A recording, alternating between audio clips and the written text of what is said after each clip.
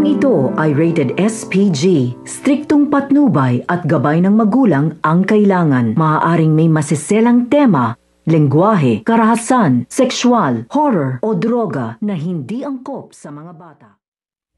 Pumunta nga itong si Rigor sa tahanan nga ng mga Montenegro upang bawiin nga itong si Marites, ngunit hindi nga siya nagtagumpay dahil nga ayaw nang sumama sa kanya ng kanyang asawa na si Marites.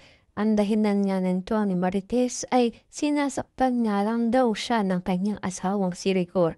At sabi nga nito ni Tanggol ay hindi nga daw sila magiging ligtas kung pagpapatuloy nga nilang patuloyin itong si Marites sa kanilang tahanan dahil nga pipilitin nga nito ni Rigor na mabawi nga ang kanyang asawa kahit pa ay buhay ang papalit. At sabi nga nito ni Ramon ay wala nga daw magagawa itong si Ramon kundi ay maghapol nga dito kay Marites.